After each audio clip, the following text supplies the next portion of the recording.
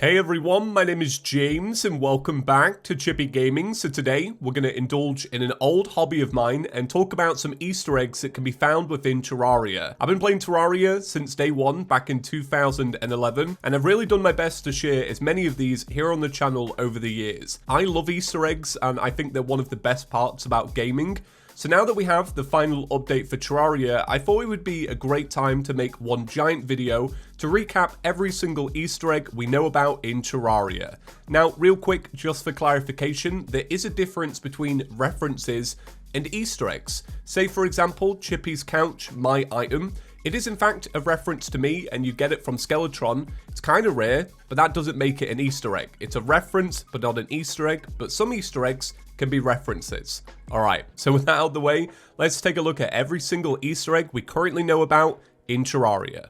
So to kickstart the video, let's start with the first ever Easter egg to be found in Terraria. And it's a real simple one. It's just simply clicking on the sun or the moon and dragging it around on the main menu. Now, if you've played PC Terraria before, more than likely you've done this one.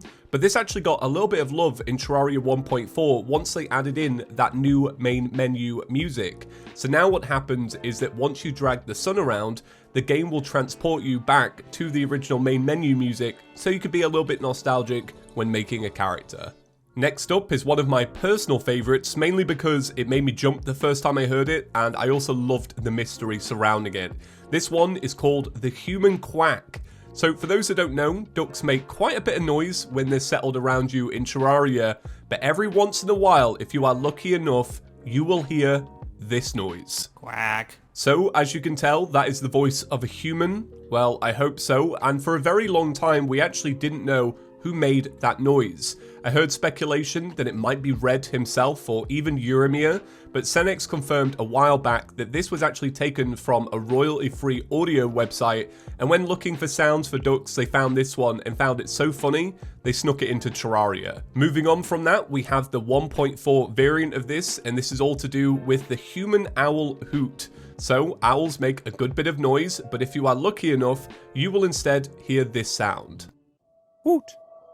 So I'll be honest, in terms of performance, I feel like the Human Hoot is way better than the Human Quack.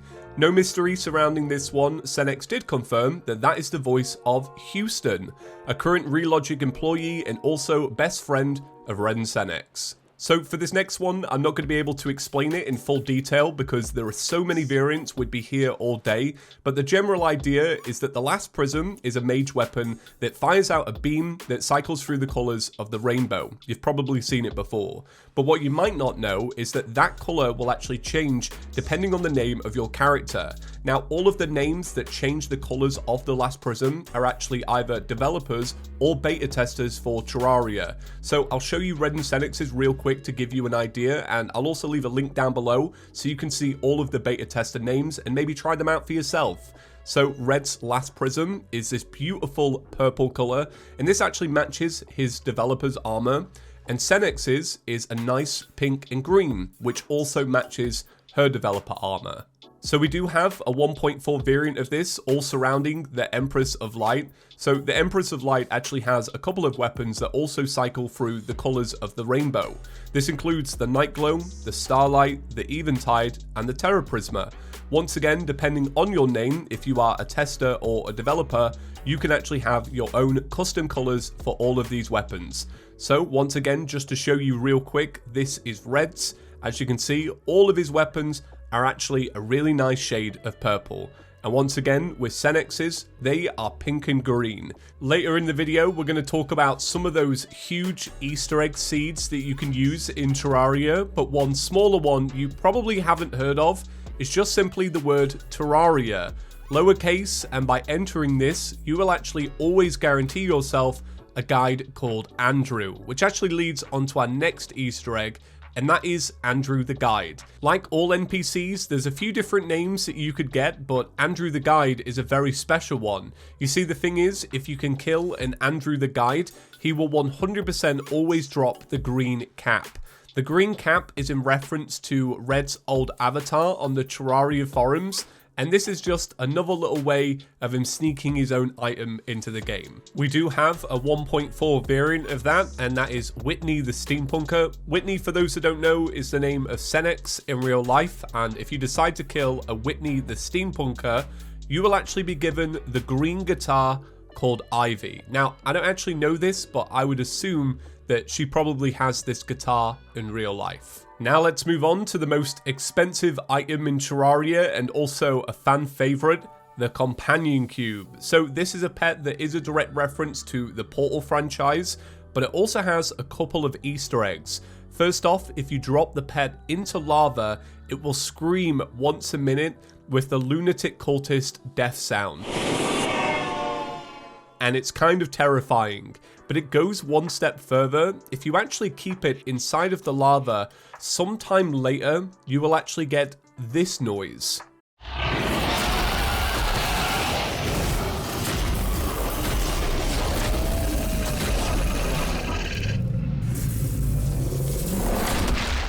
So the Companion Cube will also have the chance to just randomly make the whoopee cushion noise for no reason. But the very best part is that if you take this pet to a completely dark area of the game, it will stab you. Yeah, for real, it will stab you. And if you leave it long enough, it will stab you to death. And this is the only way to get the death message that the player was stabbed. Now it's time for a quick word from our sponsor. Today's video is once again proudly sponsored by Raycon. So we've had Raycon as a channel sponsor for a good number of months now. That's something I'm really grateful for.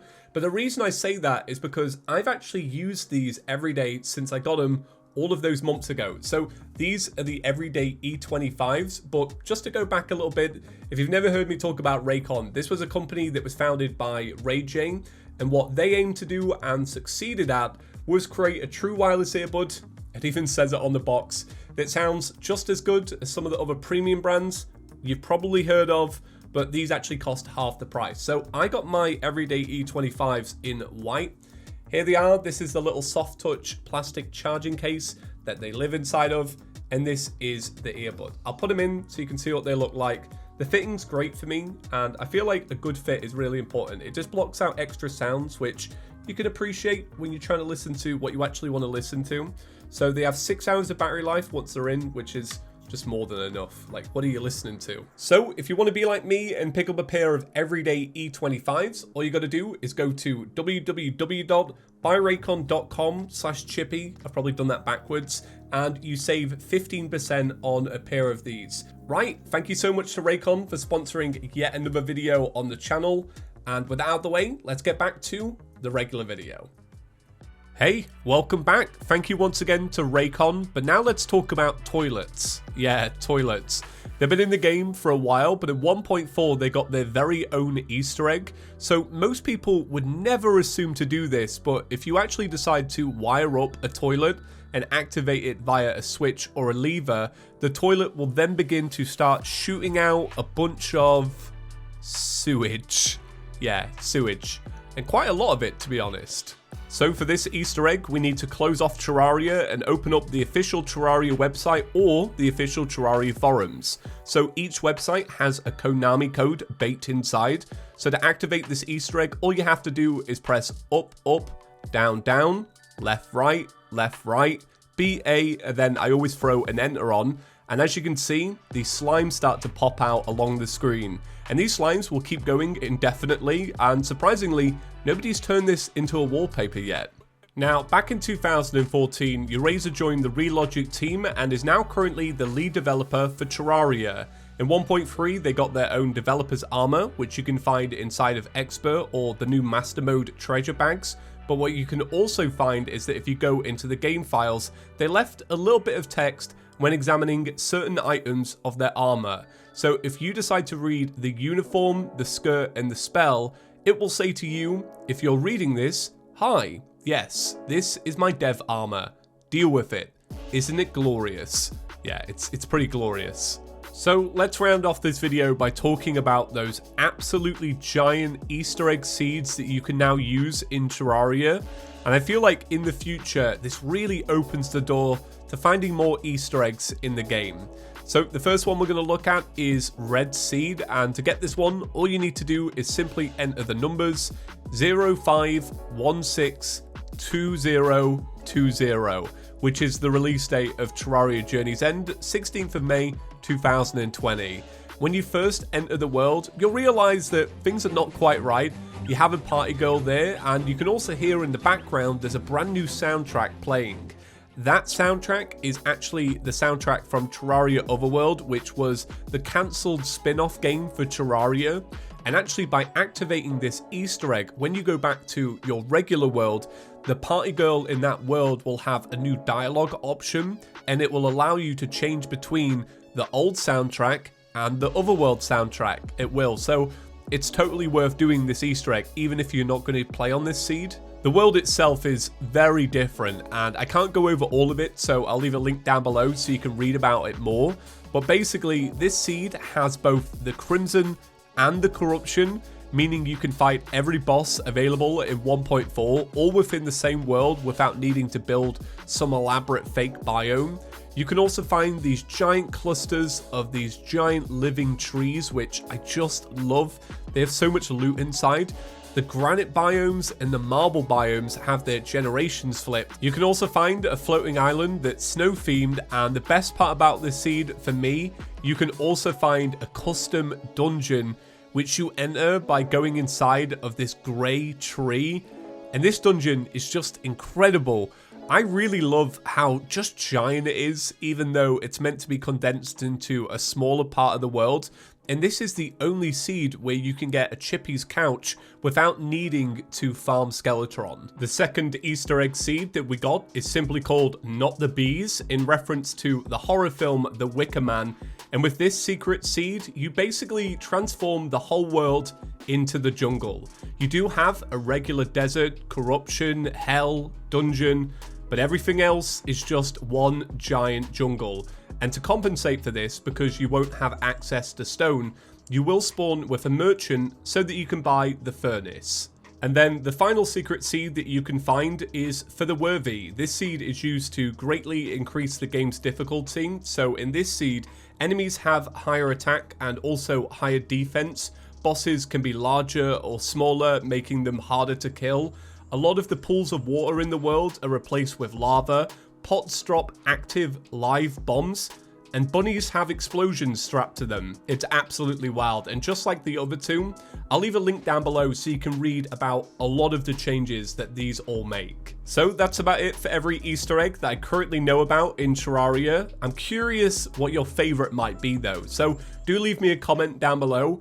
Thank you once again to Raycon for sponsoring this video, and thank you to you lot for sitting through it. I really appreciate it. Hopefully in the future we can find some more Easter eggs and maybe even get some of those secret seeds. So if you enjoyed today's video, be sure to give it a big fat thumbs up, and if you're new around here, maybe consider clicking the subscribe button. Here on ChippyGaming, we talk all things Terraria. Okay, have a great day, and I'll see you in the next one. Peace.